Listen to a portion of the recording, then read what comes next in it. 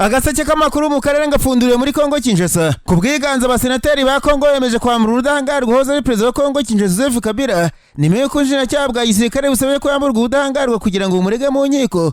Kabila usanzwe ari umusenateri ubuzima bwose Ubushinjacyaha bwa gisirikare bumushinja ubugambanyi, ibyaha by'intambara no gufasha umutwe wa M23 ubugenzura ibice bitandukanye burasirazuba bw'iki gihugu. Abasenateri 88 batowe bemera ko yamburwa ubudahangarwa, batanu batora banga ko bwamburwa. Amajwi 3 niyo yabaye impfabusa. Kabila avuye mu gihugu mu mpera za 2023 ntabwo yigeze yitabira ubutumire bwa Sena y'igihugu cye bwo kwisobanura.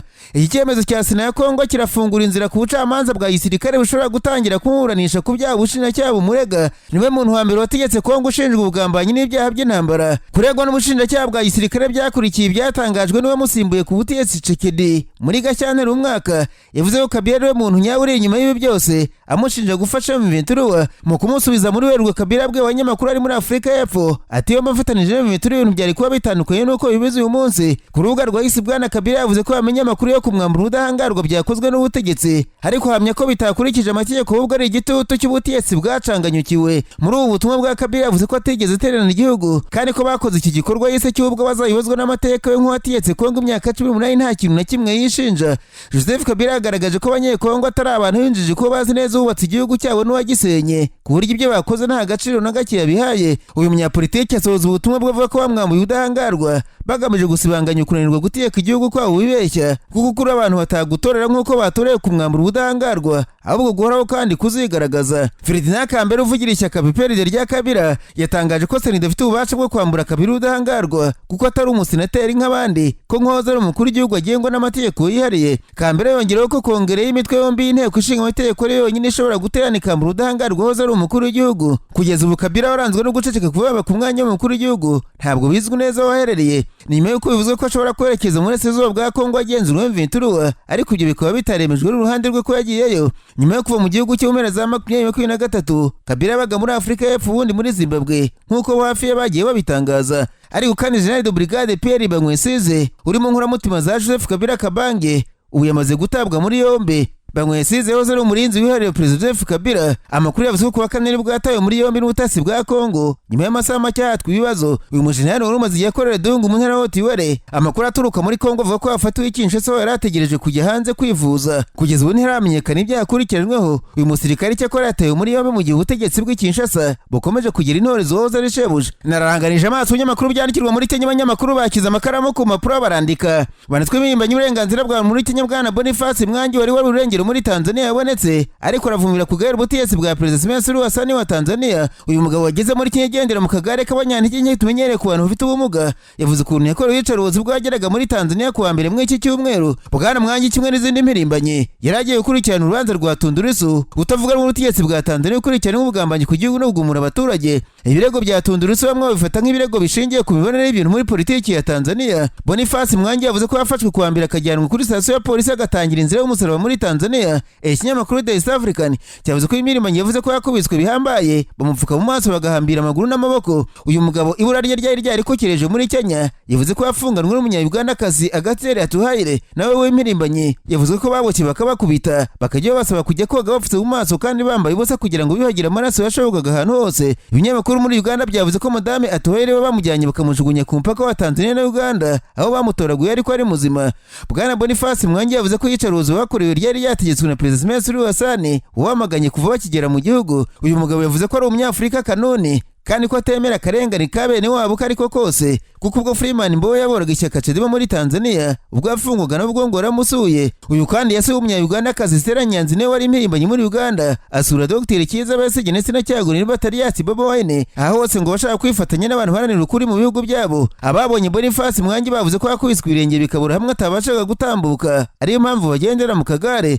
Leta ya Kenya kuwa kane yatangaje ko iteye inkeke no kuba idafite amakuru y'umuturage wayo muri Tanzania, ndetse byari byatangiye kuzamura igitutu umubano w'ibihugu byombi, kuko Minisiteri y'Ububanyi n'Amahanga ya Kenya yashinjaga ya Tanzania kwimana uburenganzira bwo gusura umuturage wabo ufunzwe. Hari Impirimbanyi z'Abanyakenya zahaye nyina ntarengwa y'amasaha 24 Perezida Museveni wa Tanzania ko niba atarekuye Boniface Mwangi bashobora kwinjira mu gihugu bakamwirebera kandi bagafata bugwate ambasade ya Tanzania muri Kenya. Perezida Museveni yavuze ko Impirimbanyi zananiwe gukora impinduka mu gihugu cyazo ngo zatangiye kwivanga mu mitegekere ya Tanzania. Yari yavuze atari byo twatangiye kubona Impirimbanyi mu bya politiki zo mu bihugu duturanye ziri gushaka kwivanga kwivanga muri gahunda zacu, niba bararwanijwe mu bihugu byabo ntibashaye kuza kutwangiriza amahoro. Perezida Suluhu yahamije ko Tanzania icyo gihugu cyo muri kano karere kimaze igihe kinini kidahura n'ibibazo bya politike, bityo ko batazihanganira umuntu ushaka kukibuza amahoro. Imbwirwaruhame ya Perezida Suluhu yo ku itariki ya 19 z'ukwezi kwa gatanu yatambutse nyuma y'uko ari perezida w'urukiko rw'ikirenga muri Kenya Uri Mutunga, umunyamakuru akaba n'Impirimbanyi Hanifa Dani n'umuyobozi mukuru wa Voko Africa Hussein Karidi bafunzwe tariki ya 19 ku kwezi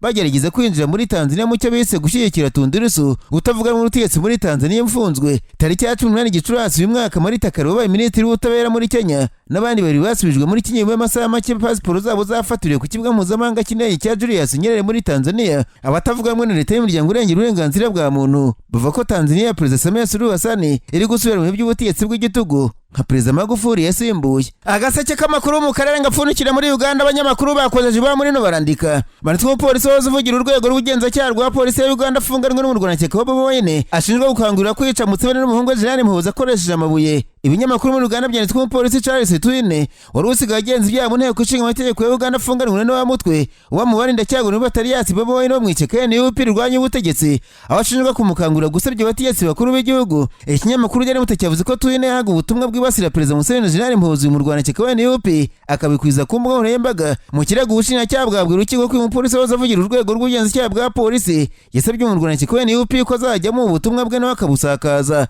Mu butumwa bukurikiranwe waraho umupolisi avuga ko General Muhoozi ari inguru bidakwiye kuba ari umugaba mukuru w'ingabo za Uganda naho se Museveni agomba kwicishwa mu buye kuko yazonze igihugu imyaka 40. Uyu mugabo ngo yanatangaga ubutumwa bugamije gutesha agaciro perezida w'inteko ishinga amategeko ya Uganda Madame Anita Yamonge avuga ko ari umuntu w'injiji ikora akazi ko kwicisha abantu gusa, naho visi perezida akaba igisambo kirirwa mweza ndonke kibabana amafaranga. Abagabo mu rukiko banze kwiregura bavuga ko bashimutswe nta muntu n'umwe wari uzi aho bari, yaba bakorana cyangwa se imiryango yabo, kandi ko bakora iyicarubozo. Basaba ko babanza bakabareka bagatuza kandi bibaye byiza barekurwa kuko nta cyaha bafite. N'uwa mutwe ngo ari yahawe gahunda yo kuzatera mu Perezida Museveni akamwica kuko nawe yishe igihugu imyaka itabarika. Muri iki cyumweru abagabo byavuzwe ko babura irengero, abantu batungurwa no kumva ko bagejeje mu nkiko bakekwaho ibyaha biremereye. Aya magambo atesha agaciro abategetsi ba Uganda ngo ashobora kubafungisha imyaka myinshi mu gihe byabibahamye. Iki kinyamakuru cy'ikomwe n'ubutegetsi cyanditswe amatora yegereje muri Uganda, abantu benshi badasingiza ubutegetsi bakunze kwisanga batawe muri yombi ku byaha cyita amaherere. Iki kinyamakuru Daily Monitor cyanditswe ari ibiganiro by'ibanga ariko kandi hagati y'amashyaka People's Front for Freedom ririmo Dr. Yiyiziye Sigene NUP ryacyaguranye ko amashyaka yafatanya gushaka intebe mukuru w'igihugu umwaka utaha mu matora azaba mu kwezi kwa mbere no kwa kabiri. Amakuru atarajya hanze yavuze ko amashyaka ashaka ko yazatanga umukandida umwe akamushyigikira, nubwo hataravugwa ngo ninde bahurirwaho n'abantu benshi. Abatanze amakuru batashatse kumenyekana bavuze ko ibiganiro byo kwihuza byagiye biba bigahagarara, ariko ubu ngo bigize heza nubwo Dr. Yiyiziye yafunzwe. Hari amakuru avuga ko hagezweho gushaka ko Dr. Yiyiziye afungurwa hatanzwe ingwate agakurikiranwa udafunzwe, ndetse ngo ishyaka FFP riherutse kujya kuri gereza ruzirafungiwemo kumurikira umushinga wo kwihuza n'ishyaka NUP. Ku musozo mabwire ko hari ibyishimo bikomeye muri Mauritius nyuma y'uko Ubwongereza bushubije ubwigenge ku birwa bya Chagos mu nkambi y'impunzi zikomoka ku birwa bya Chagos iri hafi y'umurwa mukuru Paul mu birwa bya Muri.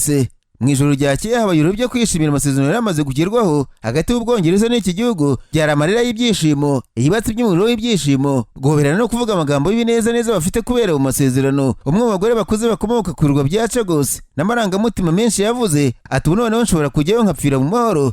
Olivier Bankuru kuri izi mpunzi ati uno munsi w'amateka kuri twe ni nyuma y'uko Ubwongereza na Mauritius bisinye amasezerano asubiza ubwigenge busesuye iki gihugu cya Afurika ku birwa byacyo bya Chagos. Mauritius ivuga ko yabyambuye mu 1965 ubwo yarikoronijwe n'Abongereza, mu gihe Ubwongereza buvuga ko bwaguze ibyo birwa miliyoni 3 z'amapawundi. Muri ibyo birwa bya Chagos harimo ikirwa cyitwa Diego Garcia, aha ni kimwe mu hantu hibanga kurusha ahandi hose ku isi. Icyo kirwa kiriho ikigo cya gisirikare gikomeye cya Amerika n'Ubwongereza. Olivier Bankuru yavuze ati mu myaka myinshi kubwira abana bacu ibya Chagos byari nko kubabwira inkuru yayo mu by'ukuri tutigeze tumenya. Uyu munsi bazabasha gukandagira ku butaka bw'abasekuru babo. Mu byo Ubwongereza bwumvikanye na Mauritius harimo kugumisha ku kirwa Diego Garcia ikigo cya gisirikare cya Amerika n'Ubwongereza, ariko bakajya bakodesha ubwo butaka. Umunyamategeko w'Ishani Uzere yabwiye BBC ko aya masezerano ari inyungu ku mpande zombi. Ubwongereza bwafatwaga nk'ibirwa bya Chagos bwemeye gusubiza ubwigenge bw'irwa igihugu cya Mauritius, ariko busaba kugumana iki kirwa cya Diego Garcia cyonyine bukagikodesha. Leta y'Ubwongereza yavuze ko yemeye gukodesha iki kirwa imyaka 99, aho izajya yishyura agera kuri miliyoni 101 z'amapawundi ku mwaka. Bavuga ko ikiguzi cyose cy'aya masezerano kizagera kuri miliyari 3.4 z'amapawundi. Ubwongereza bwemeye kujya bukodesha ikirwa cya Diego Garcia miliyoni 165 buri mwaka mu myaka 5 uhereye ubu ngubu. Guhera ku mwaka wa 4 kugeza ku mwaka wa 13 Ubwongereza buzishyura miliyoni 120 z'amapawundi zajya zibarwa bigena y'ihindagurika ry'agaciro k'ifaranga n'ibicuruzwa kugeza mu masezerano arangiye. Guhera ku mwaka wa 4 uhereye ubu Ubwongereza buzajya butanga miliyoni 75 z'amapawundi ku mwaka mu myaka 25 yo gufasha iterambere rya Mauritius.